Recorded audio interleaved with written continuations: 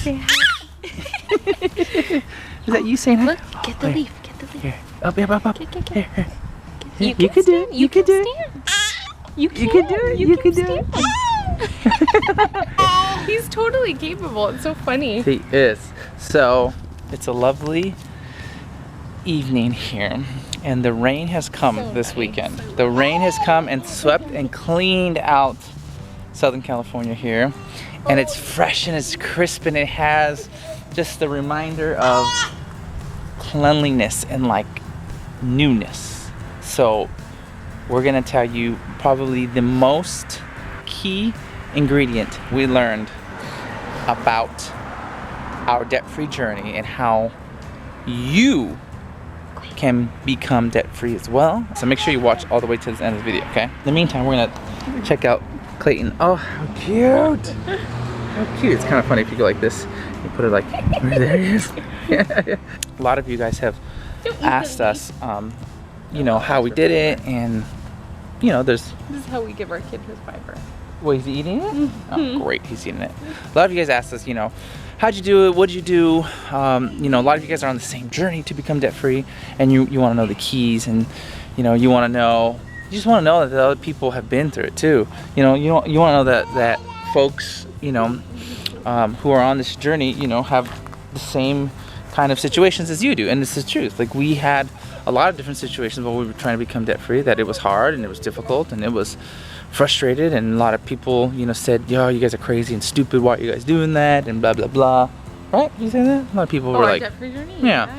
And something happens. You'll notice you start, you know, you start saying no to things, and you start making sacrifices and choices and being a little bit different than most of your normal friends, most of your normal broke friends, because let's face it, okay, when you start doing this, when you start, you know, deciding to get out of debt and get rid of your, you know, that bondage to that debt, to Sally Mae or to credit cards and things like that, you're gonna have friends and folks and family and close people who are gonna be like, you're crazy, like, come on, just live a little bit, just do, you know, do what you gotta do. And people are gonna make fun of you. People are gonna say you're weird. People are gonna say they don't understand why you're making those choices. Look at them, cute over there. And it's just gonna happen. It's gonna happen. Well, I'm gonna say, don't listen to your broke friends. Okay, don't listen to your broke friends. And that's a very, very important thing. You want to take the advice of people who are financially healthy. Like for us, it was Dave Ramsey. And for this little guy, he is our debt-free baby because he was born after debt, huh, buddy? Yep. So we promise that we tell you the most important key to becoming debt-free and the biggest thing that we learned. And I'm gonna allow my wife to briefly explain what that key is. It is the art of what? Contentment. Contentment. The art of contentment. Explain it briefly. Of being content. That's really a hard thing. It's really like a practice that you have to like continuously. Or it's like a skill almost. Like you have to hone this skill. Wouldn't you say it was like the biggest thing we learned is like during that 4 year journey is that the contentment thing? Oh yeah, it's just what got us through it. Looking at what you have, and I feel like I'm revisiting that all over. I've been very complainy the last like couple weeks, just everything. I've just seen the negative in everything, and maybe even before that, and I just have realized it and noticed it more over the last couple weeks. But I just feel like nothing's good enough, nothing's fast enough, nothing's this enough, and I'm going, okay, I need to retrack my contentment. I have to get back to that. And I know that there's a scripture verse that helped me. It was Philippians 4, I believe. Philippians 4, and it's he's saying, I've learned to, you know, I've been poor, I've been rich, and I've learned to be content in all things. And it says much more than that. But that verse is really brings me back every time I don't feel content, because it's something you literally have to practice. Like it is an art. It's not something that you can just stumble upon and be like, oh, well, look at that, I'm fine. You know, like it's something that you have to really look at it, and you have to go, I have to look around me in this moment that I want this. I want this life, or I want to shop and I want to buy this, or I want to go on this trip, or I want to rent a new house, or I want to buy a house, or I want this new car, or I want to eat this kind of food right now. Even though my budget doesn't allow for it, it's instead of looking at that, you look at all those things and go, but what do I have? What do I have? And how can that be enough for me right now? Right. And know that, you know, if I work hard enough, that all things are temporary, and that I can get that someday, maybe, if I want it.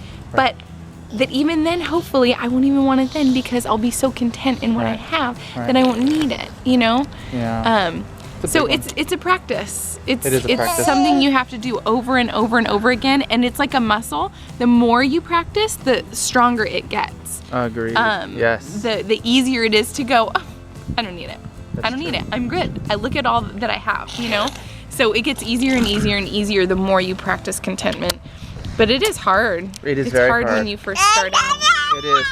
And Right? and I'd add to that, just to finish, if you're on your debt-free journey, know that in that whole process of the 4 years that it took us to become debt-free, that was by far the biggest thing that we learned, is that in a time that we live in now, where everybody wants it now and says that they deserve it now. I deserve this, I deserve that, I'm gonna do this and that.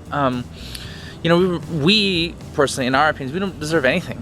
We feel so blessed, you know, that God's given us so much, you know, in our children, our all-star over there, our beautiful princess Ella, and our adventure in Colin, our home, everything. You know, we've been given so much.